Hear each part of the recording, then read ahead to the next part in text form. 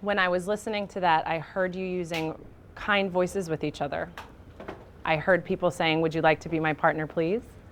And I saw people going to people that are close to them, close by in the classroom, not always your closest friend. Teachers' feedback to children is powerful. Positive and specific feedback helps children identify areas of success to build on, as well as areas that they need to work on, supporting them to become successful, independent learners. In the responsive classroom approach, we refer to this kind of feedback as reinforcing language. In this video, you'll get glimpses of a range of teachers using high-quality feedback to support children's learning. As you watch these teachers, notice the specific words and tone of voice that they use to help students become aware of their strengths and build on their developing skills. Specifically, pay attention to the ways in which the teachers describe specific behaviors, name children's efforts and successes, and invite children's reflection. Using descriptive language that focuses on specific behavior keeps the focus on the children's academic and social learning rather than on the teacher's approval. In the following example, first grade teacher Stacy Cope supports a child's progress with reading by pointing out strategies he's using. You seem to be reading like a reader. What is something that's working well? Why are you singing? Oh, that's helping you? It sounds like that's helping you too. You're sounding like a reader. You're pointing to the words. And I also noticed you're looking at that beginning sound to help you. Third grade teacher Kat Culbertson offers feedback on children's efforts with descriptive writing. In the process, she reinforces their use of newly learned strategies. I noticed so many people working quietly and working so hard on their writing and adding to their setting to make it more descriptive. So who can quickly share what are some details that you added to your setting and where did you come up with those details? Julie. My setting was at the pool, so she went underwater and saw how deep she was, and it was dark blue, and she could see the other side that was light blue, and she saw this red line that means where the deep end ends. Wow, so that's a good use of what you knew about a deep end of a pool and you added it to your story. I could picture that.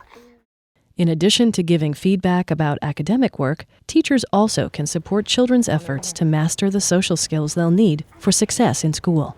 Notice how fourth grade teacher Michelle Gill describes specific behaviors when she offers feedback about children's efforts to choose a reading partner. Put a hand up. And I'm going to watch as you find your partner.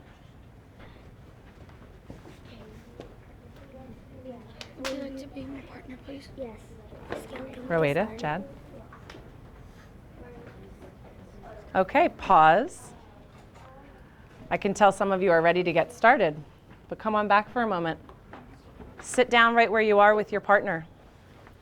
Come on over here.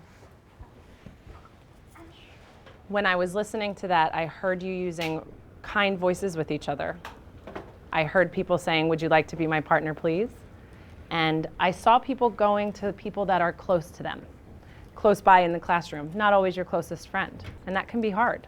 So you remembered what we practiced today. And that helps us to be respectful to everyone and everything in our classroom. So now you get a chance to go read with these people that you just worked hard to become partners with. So let's get started.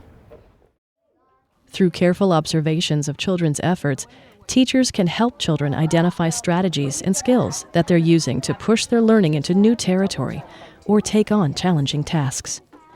Kirsten Howard uses feedback to support a child's thinking about a math task. I'm going to put the button over here so I can keep it. Show me what you mean.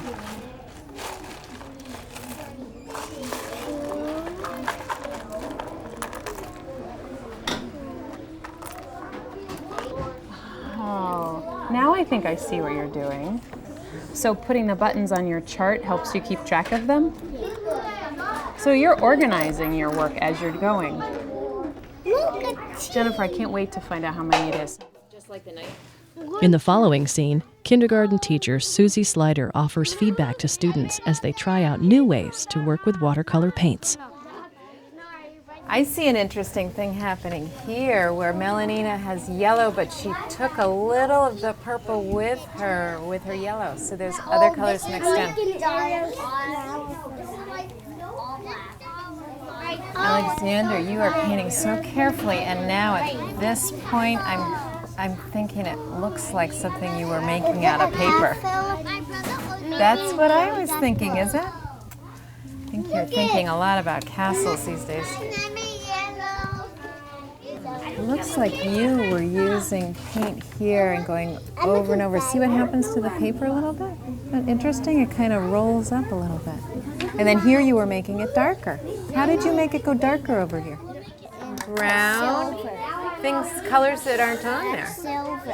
And look at that. It's kind of a greenish yellow. Mixing colors together.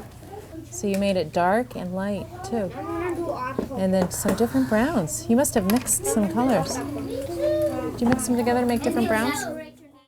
It's autumn. And we In are addition gonna to work providing on their own feedback, teachers can invite children to reflect, which helps children take ownership of their learning. we do read to self. In the following example, Kirsten Howard prompts first graders to reflect on new skills used during a choral reading of a poem.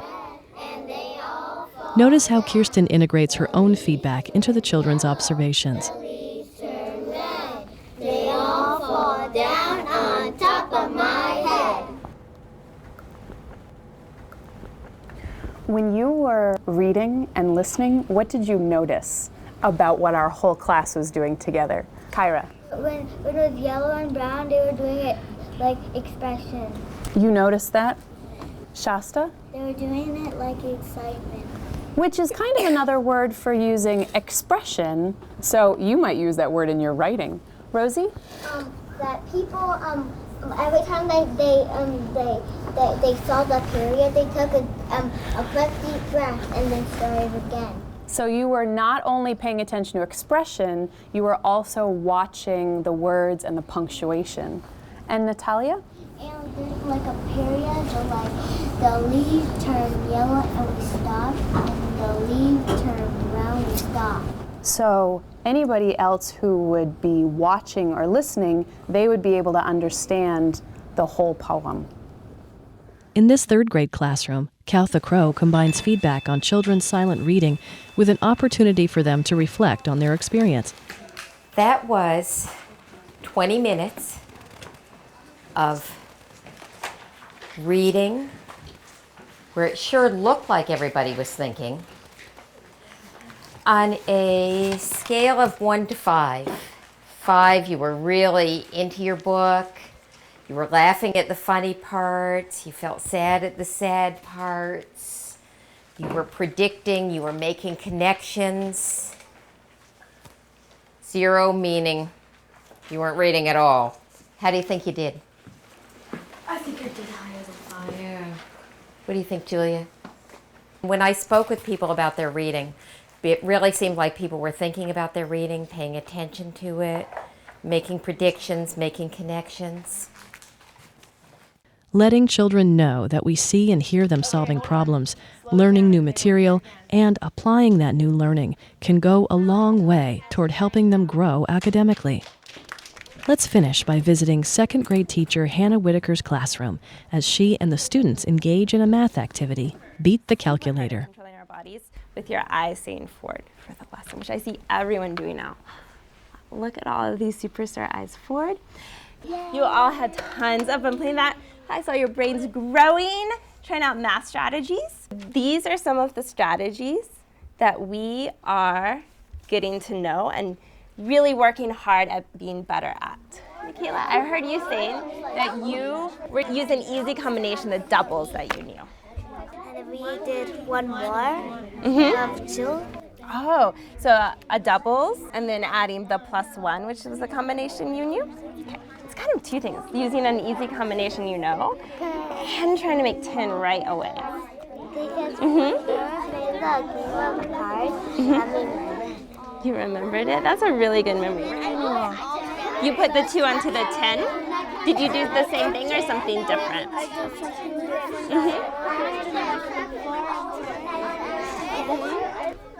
I heard you all ready to work hard and use these strategies to solve our math problems really fast and beat the calculator. As we have seen in these examples, giving feedback can be a powerful tool to support children's learning, especially when teachers do the following: describe specific behaviors, name efforts and successes, and invite children to reflect.